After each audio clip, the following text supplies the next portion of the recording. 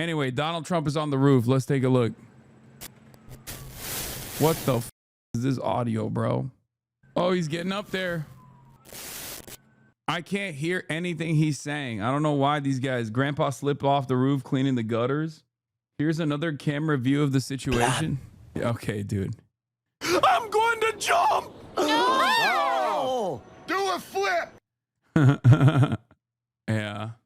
What is this? It Follows 2014. Another good one. People down here are starting to murmur if you don't have the balls to do it. I don't care! Yeah. I say you can do it. I mean, I don't want you to jump saying you have the capability. I'm not gonna lie to you. He's just tempting fate, okay? He wants us to get excited. That's what he's doing. It's like that TikTok of the guy on the balcony going, and then taking a gallon of bleach and going, He knows we hate him. He knows we hate him, and he's just giving it to us. He's just the entertainer, man. He can't stop himself. He's giving us hope and then taking it away so we feel worse overall. He's just teasing us. Trump says of migrant farm laborers. Let's take a look at the incredible take. The difference between Batya Unger Sargon, who is one of the worst defenders of the administration, who like tries to do this like populist right-wing thing, but obviously fails to do so, says the difference between right-wing populism and left-wing populism lies in how you view labor. Trump views it as inherently dignified and worth protecting, while the left-wing populists view it as humiliating and the job of illegal immigrants. Immigration is always the tell. Yeah, totally. That's what right-wingers talk about all the time, how dignified labor is. Let our farmers not have anybody,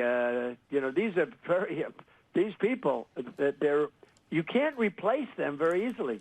People that live in the inner city are not doing that work. They're just not doing that work. And they've tried, we've tried, everybody tried. They don't do it. These people do it naturally. I said, the Mexican, he's got a natural predisposition to working working the soil. A natural predisposition. It's genetics, folks.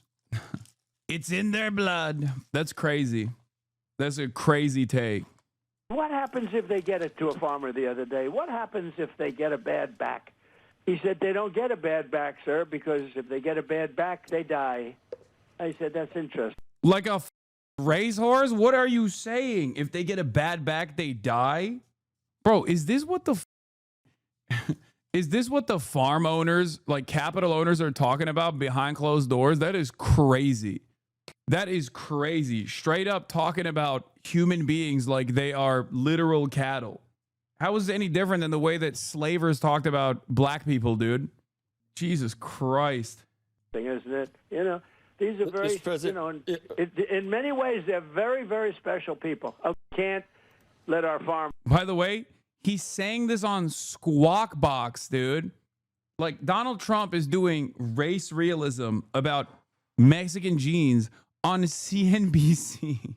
Like, this isn't even the Sean Hannity special. It would probably better serve him if he was doing this, like, race realism nonsense on there. But he's on the financial side where you're supposed to be a little bit more normal, you know? You're supposed to soothe the fears of the market watchers. Incredible. Sharp as ever. Oh, yeah. I mean, this is something he would have said in his first term, too. Let's be real. He would have said this. I mean, this is like the average American doesn't say it out loud, but they kind of, they're in the periphery of this kind of belief system. Like, Jews are magic money people. Trump literally believes that, says it all the time. Like, he is that kind of guy for sure. Like, there are a lot of people who believe this without like realizing what this actually, without realizing what that entails. Okay. Like, if you were to be like, dude, this is literally race realism. This is what like the Nazis believed, right?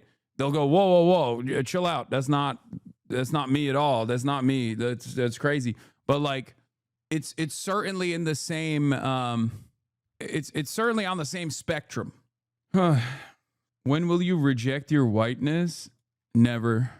I think the counter to this isn't to just like simply be like, I mean, depending on which group you're in, depending on like what kind of environment you're in, the best counter to this isn't to just be like, this is Nazi shit. The best counter to this is like, it doesn't matter what a person's background is, dude. Like, if they went through the same developmentary process, like their outcomes would be quite similar to one another. There is no like genetic predeterminist issue here. It's just treat people like people. There is no natural inclination. The reason why a lot of undocumented migrant workers are really hard workers is because of their material conditions, their material circumstances. The reason why they work super hard is because they just have much less. And that is the process that we have designed. We keep them in this legal limbo in terms of their second-class citizenship status so that we can keep working them into the goddamn ground. That's it.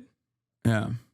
And the reasons as to why they migrate to the United States of America is because of American intervention in most circumstances as well.